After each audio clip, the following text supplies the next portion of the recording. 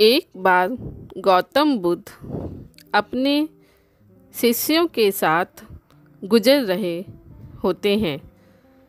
बहुत there one में चलने के बाद बुद्ध और उनके सभी शिष्य एक विशाल पेड़ के नीचे बैठ जाते हैं। उस पेड़ के नीचे एक अलग शांति थी। सभी लोग उस शांति को अनुभव कर रहे थे। कोई भी एक शब्द नहीं बोलता। कुछ देर बीतने के बाद गौतम बुद्ध का एक शिष्य उठता है और बुद्ध से पूछता है, बुद्ध, मैं आपसे एक प्रश्न पूछना चाहता हूँ। बुद्ध कहते हैं, पूछो, क्या प्रश्न है तुम्हारा? शिष्य बुद्ध से पूछता है, मैंने कभी भी आपको दुखी नहीं देखा।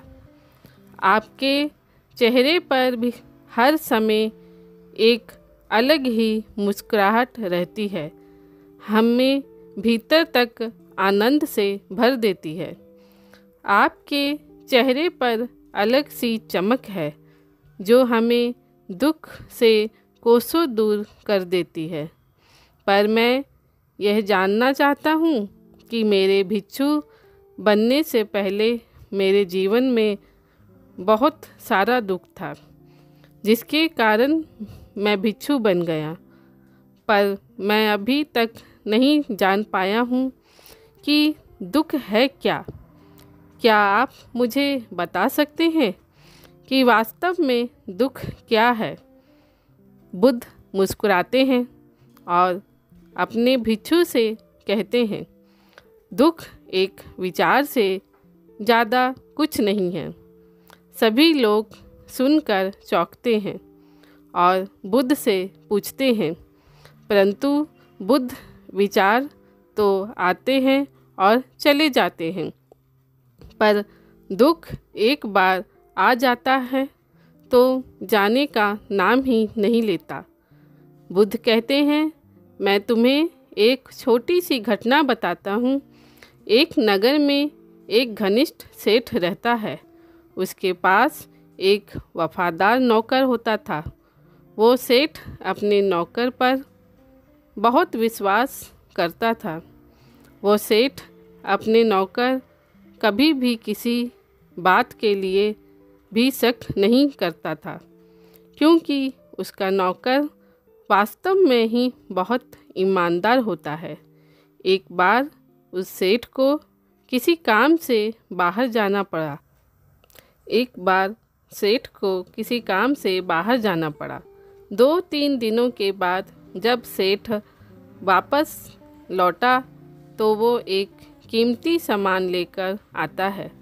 वो उस कीमती सामान को अपने कमरे में बड़ा सजा कर रख देता है और अपने नौकर से कहता है, तुम्हें ख़ास तौर पर इस चीज़ का ध्यान रखें, ये टूटे नहीं, ये मेरा बहुत प्रिय है। नौकर कहता है, मालिक, मैं पूरा ध्यान रखूँगा, आप चिंता ना करें। अगले ही दिन वो नौकर पूरे घर की सफाई कर रहा होता है। सफाई करते करते वो सेठ की उस कीमती चीज़ के पास पहुंचता है और उसकी भी सफाई करने लगता है। सफाई करते वक्त वो कीमती चीज़ उस नौकर के हाथ से फिसल जाती है और नीचे गिर जाती है।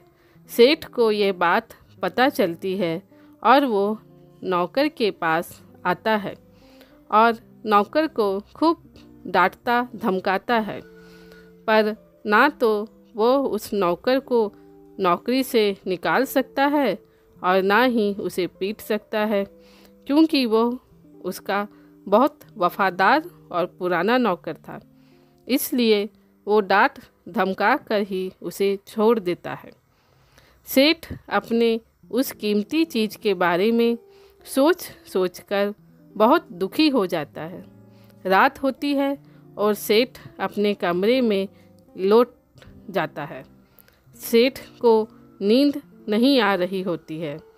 वो बहुत बेचैन होता है। बेचैनी के कारण सेठ अपने कमरे के बाहर निकलता है और देखता है कि उसका नौकर निश्चित के साथ खराटे लेकर सो रहा है। वो ये देखकर और क्रोधित हो जाता है। सेठ सोचता है, इसने मेरी इतनी कीमती चीज़ तोड़ दी और इसे बिल्कुल भी चिंता नहीं है। मुझे यहाँ नींद भी नहीं आ रही है और ये आराम से सो रहा है। सेठ अपने कमरे में वापस चला जाता है। अगले दिन सुबह सेठ सोचता है, मैं इस समस्या से कैसे निकलूं? फिर सेठ को एक तरकीब समझ आती है।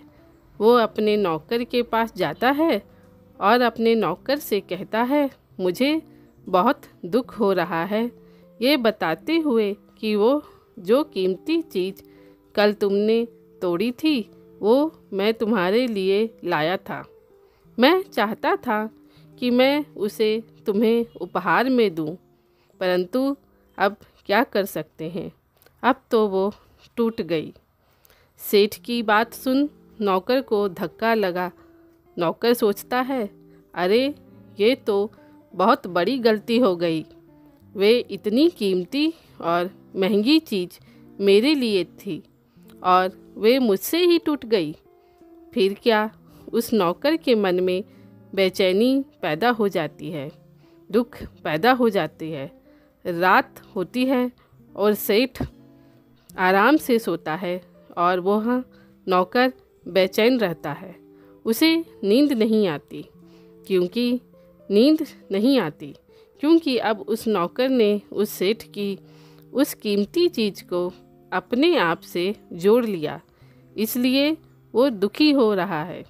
पहले उस नौकर के मन में यह विचार नहीं था कि वो कीमती चीज़ मेरी है। अब उसके मन में यह विचार है कि अगर वो कीमती चीज़ ना टूटती तो वो मेरी होती। बुद्ध कहते हैं, दुख केवल एक विचार है और यह विचार कैसे उत्पन्न होता है? अपने आप को किसी चीज़ से जोड़ने से।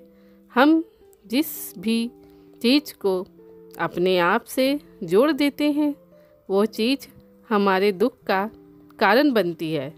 लेकिन वास्तविकता तो ये है कि कोई भी चीज़ हमसे जुड़ नहीं सकती।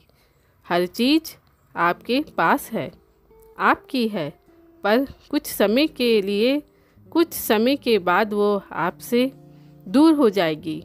उस दूर होने की घटना को स्वीकार करें और आगे बढ़ें।